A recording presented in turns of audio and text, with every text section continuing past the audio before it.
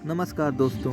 आज हम रामपाल जी के कुछ सत्य देखेंगे। कितना वो सत्य बोलते हैं, कितना झूठ, या वो परब्रह्म परमेश्वर जो बोलते हैं वो है कबीर के अवतार, क्या वो हैं या नहीं। आज हम उसका एक श्लोक जो वो बताते हैं 17वें अध्याय गीता में 23वें श्लोक, उसका ओम का सत्य जानते हैं। वो सत्य जानने से पहले हमें कुछ और सत्य जानने होंगे। देखिए, ये भगवत गीता यथार्थ रूप अध्याय 4 श्लोक संख्या 6। देखिए श्री भगवान क्या कह रहे हैं। यद्यपि मैं अजन्मा तथा अविनाशी हूँ और यद्यपि मैं समस्त जीवों का स्वामी हूँ, तो भी प्रत्येक युग में मैं अपने आदि दिव्य रूप में प्रकट होता हूँ। यहाँ साफ साफ बोलिए अजन्मा और अविनाशी हूँ। वही जिनको वो बोलता कि वो कोई और है, काल है इत्यादि, वही वो बोल रहे हैं। वो श्लोक वो कभी नहीं दिखाएगा। अब देखिए अध्याय 7 का श्लोक नंबर 7, उसका अर्थ हम देखते हैं। हे धनंजय, मुझसे श्रेष्ठ कोई सत्य नहीं है। जिस प्रकार मोती धागे में गुथे रहते हैं, उसी प्रकार सब मुझ पर ही आश्रित हैं। उनसे सत्य मतलब जो वक्ता है, जो श्री भगवान हैं, जो कह रहे हैं, उनसे श्रेष्ठ कोई और नहीं, ये साफ साफ बता दिए हैं। अध्याय 7 के ही 8वां श्लोक देखते हैं, उसका व्याख्या। हे कुंती पुत्र, मैं जल का स्वाद हूँ, सूर्य तथा चंद्रमा का प्रकाश, वैदिक मंत्रों में ओमकार हूँ, आकाश की में ध्वनि हूँ तथा मनुष्य में सामर्थ्य हूँ। अब इन्होंने ओम बता दिया कि मैं मंत्रों में ओमकार हूँ, जिसमें हमें जानना है ओम तत्सत का सत्य। अभी आगे देखते हैं। उससे पहले मैं ये सब आपको इसलिए दिखा रहा हूँ क्योंकि मेरा मान्यता यह है कि आधी अधूरी बात जानना पुण्य नहीं होता है। ये अध्याय 7 है। जैसे आपके रामपाल जी महाराज भी कहते हैं कि सत्य की खोज करो, इसलिए मैं कुछ सत्य पहले ही दिखा दे रहा हूँ, उसके बाद वो बात समझाऊंगा। अध्याय 7 का ये श्लोक नंबर 11 हो गया और ये श्लोक नंबर हो गया आपका 12। श्लोक नंबर 12 का आप व्याख्या पढ़िए। व्याख्या क्या है। तुम जान लो कि मेरे शक्ति द्वारा सारे गुण प्रकट होते हैं, चाहे वो सतोगुण हो, रजोगुण हो या तमोगुण हो। एक प्रकार से मैं सब कुछ हूँ, किंतु हूँ सर्वत्र स्वतंत्र। मैं प्रकृति के गुणों के अधीन नहीं हूँ, अपितु वे मेरे अधीन है। इसका मतलब ये हुआ कि तीनों गुण, जिनको ये रजोगुण, सतोगुण और ये तमोगुण कहता है ब्रह्मा विष्णु महेश जी को, ये साफ यहाँ पे कर दिए हैं श्री भगवान ने कि वो तीनों इनसे प्रकट होते हैं, ये तीनों गुण के अधीन नहीं हैं। ये साफ साफ बता दिए हैं। लेकिन ये जो तीनों गुण बताए गए हैं, आप फिर भी आप अगर तमोगुण क्यों हैं, फिर भी इतने शांत स्वभाव के क्यों हैं, ऐसा गलत हमें बताया गया है। हमारे इतिहास ग्रंथों में जो पुराण है उसमें गलतियाँ की गई हैं कुछ ऐसे पंडितों द्वारा जिनको धन से या फिर कुछ लोभ था उनको, उनके द्वारा। यहाँ पे देखिए उसी का 7वें अध्याय का 13वां। तीनों गुण सतो रजो तथा तमो के द्वारा मोहग्रस्त यह सारा संसार मुझ गुणातीत, मतलब वो गुणों के अतीत, वो गुणातीत है, उनके में कोई गुण नहीं, वो तीनों गुणों से परे हैं, तथा अविनाशी, को नहीं जानता। अविनाशी हैं वो, जो इनका कभी विनाश नहीं हो सकता, उनको नहीं जानते। क्यों नहीं जानते? अब आगे आप श्लोक खुद पढ़ेंगे तब पता चलेगा। अब मैं जो सत्य दिखाना चाहता हूँ वो आप देखिए, ओम तत्सत का सत्य। इसमें रामपाल जी अध्याय 17 का श्लोक नंबर 23 बताते हैं। क्या बताते हैं। सृष्टि के अनादिकाल से ओम तत्सत ये 3 शब्द परब्रह्म की सूचित करने के लिए प्रयुक्त किए जाते हैं रहे हैं। ये तीनों सांकेतिक अभिव्यक्तियाँ ब्राह्मणों द्वारा वैदिक मंत्रों का उच्चारण करते समय उस ब्रह्म को संतुष्ट करने के लिए योगियों के समय प्रयुक्त होती हैं। मतलब ये 3 मंत्र ओम तत्सत। अब आगे आप पढ़ेंगे ओम तत्सत है क्या, तब जानेंगे ना। ये देखिए अध्याय 17 का श्लोक 24। अतः योगी जन ब्रह्म की प्राप्ति के लिए शास्त्रीय विधि के अनुसार यज्ञ, दान तथा तप के समस्त क्रियाओं का शुभारंभ सदैव ओम से करते हैं।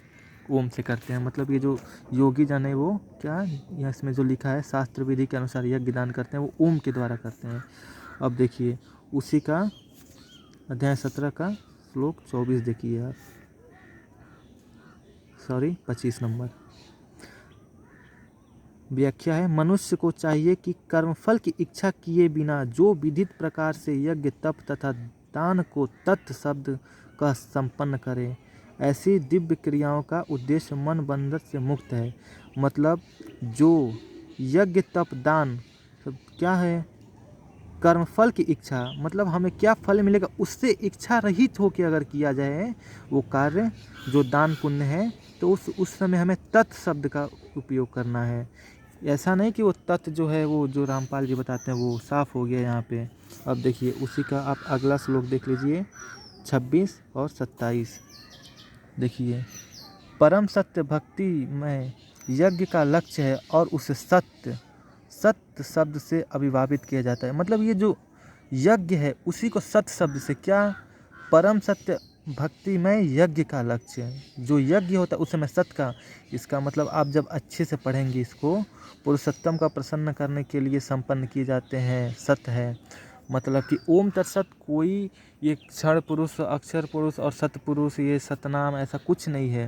ये यज्ञ करने की विधि है। कब भगवान का नाम, जैसे कि हम समझ सकते हैं, जैसे अगर हमारे पिताजी या आपके पिताजी जो सुन रहे हैं, अगर मान लीजिए एक स्कूल में टीचर हैं, वो टीचर हैं, वो स्कूल में पढ़ाने गए, हम घर पे तो उनको पिताश्री कहते हैं, पापा कहते हैं, लेकिन यदि वो स्कूल में गए, स्कूल में जाते ही हम उनको पापा तो वहाँ कहेंगे नहीं, क्लास में अपने पढ़ाने आए तो सर कह के पुकारेंगे, अध्यापक हो हमारे हो गए वहाँ पे, लेकिन इंसान तो वही है, बस जगह बदल गया तो हम सर कहेंगे।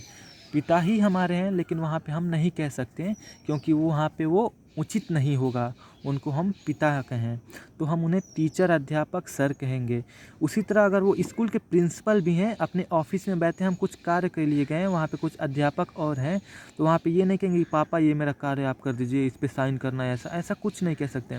प्रिंसिपल सर कहेंगे या फिर सर कहेंगे। इंसान तो एक ही है, बस जगह बदल गया, कार्य बदल गया, उस हिसाब से हम उन्हें कह रहे हैं। आप जो वक्ता मैं हूँ, आप जो सुन रहे हैं वो खुद इस पे विचार करिए। ओम तत्सत एक ही ब्रह्म है, पर ब्रह्म परमेश्वर है। उन्हें बस कार्य जो है कर्म के लिए, कर्मफल इच्छा रहित जो करेंगे उस तत् कहेंगे, असत कब कहेंगे, आप पढ़ के खुद समझ सकते हैं। आप किसी में ऐसे ना आए, किसी की बातों में आके विश्वास ना करें। ऐसे अनेकों सत्य हैं जो आधी अधूरी बात बता के हमें भ्रमित किया जाता है।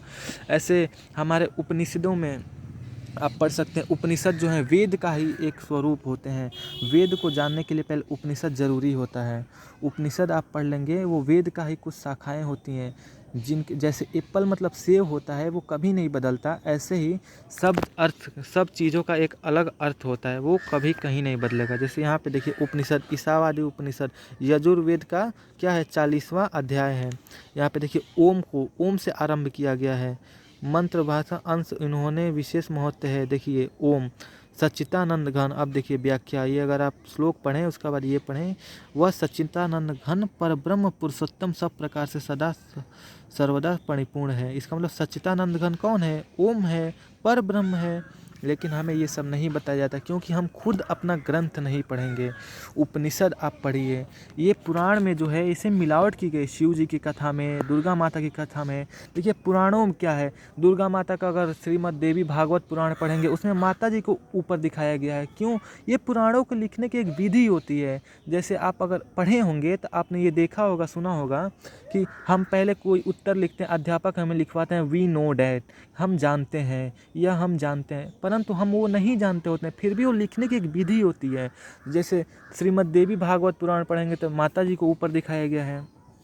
अगर आप ये पढ़ते हैं विष्णु पुराण तो विष्णु भगवान को ऊपर दिखाया गया है। और यदि आप गणेश पुराण पढ़ते हैं तो गणेश को ऊपर दिखाया गया है, श्री गणेश को। महागणेश जो है ये ब्रह्मा विष्णु महेश के पिता दिखा दिए गए हैं।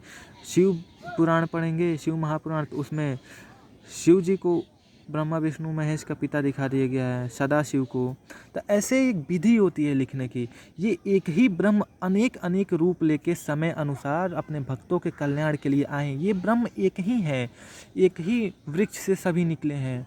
ऐसे करके हमारे कल्याण कार्य के लिए ऐसे आए हैं। जैसे कि जब जब आवश्यकता पड़ी जिस प्रकार से आने की उस समय आए। जिसको जैसे एक ही मैथ सब्जेक्ट्स है उसे कई अध्यापक पढ़ाते हैं अलग अलग स्कूलों में, लेकिन कुछ बच्चों को कुछ अध्यापक से समझ में आता है, कुछ बच्चों को कुछ अध्यापक से।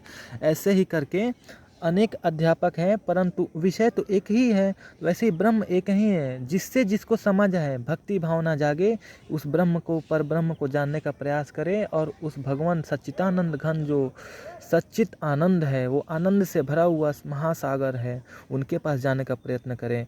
ये जो मिलावट किया गया है कि तमोगुणी शिव हैं और इनके शिवलिंग कैसे बना, ये सब कुछ ग्रंथ में हमारे मिलावट की गई है। जैसे बौद्ध धर्म जब काफ़ी तेज़ी से बढ़ रहा था, उस समय आचार्य शंकराचार्य ने, आपने जाना होगा अगर पढ़ा होगा तो, उन्होंने रोका था बौद्ध धर्म को, क्योंकि वही हमारे ग्रंथों में मिलावट कर लोगों को भटका रहे थे। सत्य जो है वो आप खुद पढ़ के जान सकते हैं।